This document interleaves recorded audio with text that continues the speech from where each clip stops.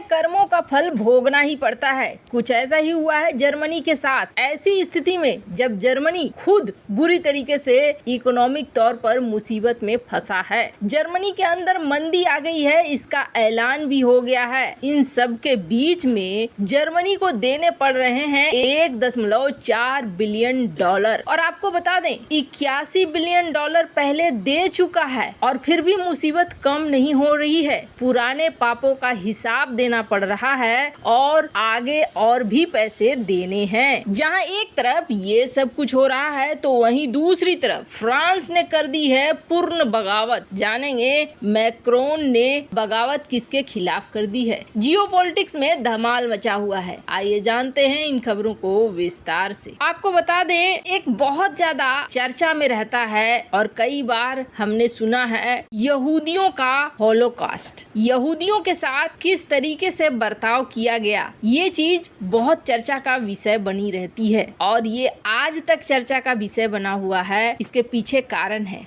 1941 और 1945। 1941 से लेकर 1945 तक ये एक ऐसा समय था जिसे यहूदी नरसंहार या दुनिया भर में होलोकॉस्ट के नाम से जाना जाता है। यहूदियों को लेकर जर्मनी में एक ऑर्डर पास किया गया और जर्मनी का ये ऑर्डर बेहद खतरनाक था। अपनी क्रूरता की सारी हदें पार किए हुए था। अचानक से जर्मनी की सरकार ने ऑर्डर दे दिया कि जितने यहूदी हैं उनको मार दो और मारने का तरीका भी पूरा प्लान के तहत अपनाया गया। यहूदियों को ढूंढ ढूंढ कर पकड़ा गया। यहूदियों को ऐसे कैंपों में डाला गया जहां मौत निश्चित हो और उस पर भी जिस हालात में इन्हें रखा गया जल्द ही मौत हो जाएगी वैसी ही पूरी प्लानिंग थी। इनसे काम कराया जाता था। 1 साल 2 साल के अंदर ही ये मरने वाली स्थिति में पहुंच जाए, इसलिए इनको खाना भी कम दिया जाता था। स्क्रीन पर ये पुराने फोटोग्राफ्स आप देख सकते हैं जिसमें सबकी हड्डी पसलियां निकली हुई दिख रही हैं। इनमें से कोई भी आपको हट्टा कट्टा नहीं दिखेगा और इसके बावजूद जो बच जाते थे, जो नहीं मरते थे, उनको फिर ये गैस चेम्बर में ले जाकर ऊपर पहुंचा देते थे। ये बहुत डरावना था, बहुत ज्यादा गंदा था। अब ये समय यहूदियों के लिए सबसे बुरा समय था। यहूदी दुनिया भर के कोने में भागने लगे थे और सबसे बड़ी बात क्या है, जर्मनी के अंदर 3 से 4 साल तक ये सारा खेल चलता रहा और जर्मनी से खबर बाहर नहीं आती थी। बस कुछ खुफिया एजेंसी CIA वगैरह को कुछ चीजें नॉलेज में आती थी। बाकी जर्मनी के अंदर सुनियोजित तरीके से लाखों लोगों की हत्या कर दी गई और ये खबर दुनिया को नहीं मिल रही थी। जर्मनी में इस तरीके से मीडिया को कब्जे में ले लिया गया था। अब अचानक से ये बातें फिर से क्यों हो रही हैं? तो आपको बता दें जर्मनी के ऊपर दबाव बनाया जा रहा है कि आप हर्जाना दो। तो आपको लगेगा जिनके साथ हो गया वो तो हो गया, अब हर्जाना ये किसे देंगे? तो ये हर्जाना दे रहे हैं 1,28,000 होलोकॉस्ट सर्वाइवर जो बच गए। अब 1941-45 की बात है। 1941-45 में जो लोग होंगे जो अभी तक बचे हुए हैं वो जरूर 70 साल के 80 साल के हो चुके होंगे। ये पैसे जाएंगे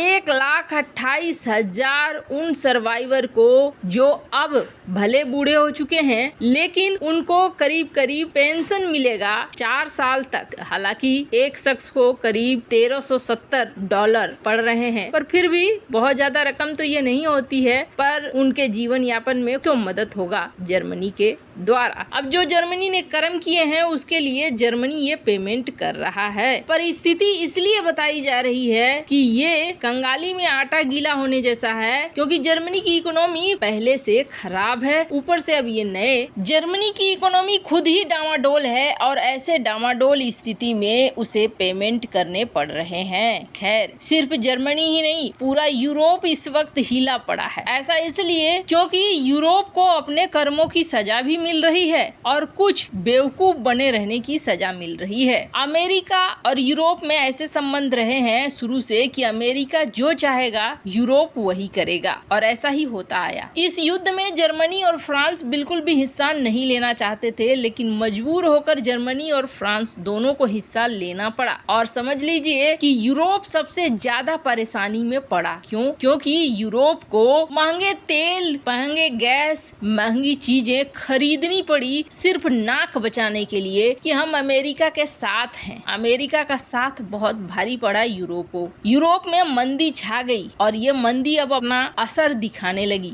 जर्मनी नहीं शामिल होना चाहता था इस युद्ध में, जबरदस्ती जर्मनी को शामिल कराया गया। वैसे ही हालात फ्रांस के भी बने। यूरोप के द्वारा प्रतिबंध लगवाया गया रूस के ऊपर कि रूस से तेल और गैस नहीं खरीदने हैं और अमेरिका की बात मानकर इन्होंने रूस से तेल गैस खरीदना बंद कर दिया, प्रतिबंध पे प्रतिबंध लगा दिए। लेकिन असर क्या हुआ? असर ये हुआ कि यूरोप में मंदी घुस चुकी है, यूरोप समस्याओं में पहुंच चुका है और धीरे धीरे अर्थव्यवस्था में पिछड़ता जा रहा है। अब इसी जगह पे फ्रांस ने बगावत करनी शुरू कर दी है और सीधे सीधे अमेरिका से ही बगावत करनी शुरू कर दी है। फ्रांस के जो राष्ट्रपति हैं मैक्रोन पहले भी कह चुके हैं जब वो चाइना की विजिट पे थे कि यूरोप को अपने फैसले खुद लेने चाहिए और अब यूरोप को अमेरिका के पीछे पीछे चलना बंद कर देना चाहिए। अब एक मीटिंग हुई फ्रांसीसी राष्ट्रपति और यूरोपीय देशों के लीडर के बीच में। एक कॉन्फ्रेंस हो रहा था पेरिस में। इस यूरोपीय देशों के सामने मैक्रोन ने ये कह दिया है कि देखो, इन 20 देशों की मीटिंग में मैक्रोन का कहना ये है कि हमें अपने